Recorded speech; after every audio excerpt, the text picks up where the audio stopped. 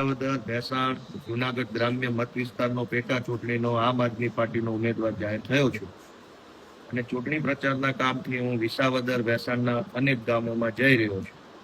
તો ગામના લગભગ ઘણા બધા ગામના લોકોએ મને એક રજૂઆત કરી છે કે આ વિસાવદર ઘણું મોટું સેન્ટર છે અહીંયા, તેમ છતાં અહીંયા કોઈ આરોગ્યની સુવિધા નથી, દવાખાનાની કોઈ સુવિધા નથી. નાનામાં નાની તકલીફ પડે તો પણ ગામડાના ખેડૂતોને બહુ હેરાનગતિ ભોગવવી પડે છે.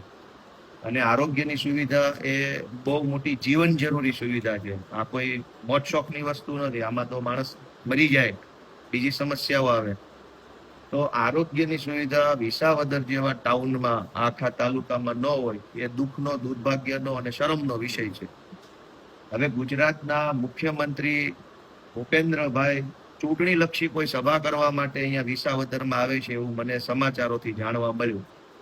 હવે ચૂંટણીલક્ષી કાર્યક્રમમાં મુખ્યમંત્રી આવતા હોય તો આ વિસ્તારના ઉમેદવાર તરીકે મારી નાયબ કલેક્ટરના માધ્યમથી સરકારના મુખ્યમંત્રીને રજૂઆત કરવી છે કે ભાઈ તમે ચૂંટણીલક્ષી કોઈ કામ કરવા આવતા હો તો વિસાવદર વિસ્તારને એક સારી હોસ્પિટલ મળે, મોટી આરોગ્યની હોસ્પિટલ મળે, એમાં પૂરતા ડોક્ટરો હોય, આધુનિક સાધનો હોય.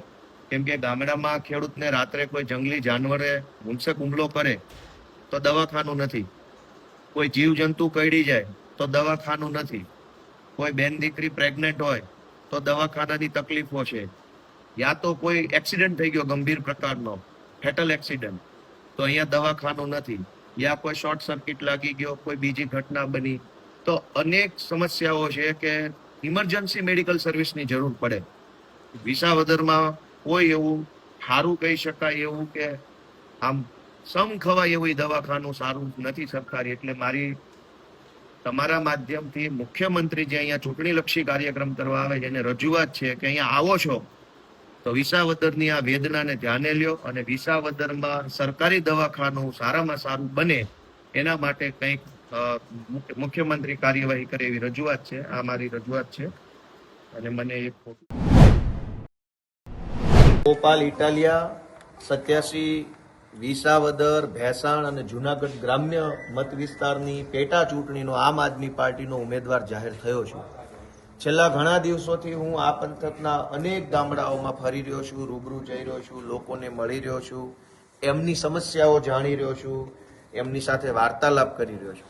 જ્યારે અનેક ગામડાઓમાં મેં પોતે પ્રવાસ કર્યો ત્યારે જનતા પાસેથી સાંભળેલી વાત પ્રમાણે આ વિસ્તારમાં હજારો સમસ્યાઓ છે, પરંતુ તે હજારો કરતાં પણ સૌથી મોટી સમસ્યા એ છે કે વિસાવદરમાં કોઈ સરકારી દવાખાનું જ નથી જે સારું કહી શકાય, વ્યવસ્થિત કહી શકાય કે લોકોએ સારવાર કરાવી શકે. ત્યાં આ વિસ્તારમાં ખેડૂતોને રાત્રે કોઈ જંગલી જાનવર હિંસક હુમલો કરે કે આ વિસ્તારના ખેડૂતોને કોઈ ઝેરી જીવજંતુ કરડી જાય કે આ વિસ્તારમાં કોઈ બેન દીકરી સગર્ભા હોય અને ઇમરજન્સી જરૂર પડે કે આ વિસ્તારની અંદર કોઈ એક્સિડન્ટ થયો હોય કે અન્ય કોઈ એવી આકસ્મિક ઘટના બને કે જેમાં કોઈ આરોગ્યલક્ષી સારવારની જરૂર પડે તો વિસાવદરમાં કોઈ સરકારી દવાખાનું, કોઈ ડોક્ટર, કોઈ સાધન, કોઈ સુવિધા નથી.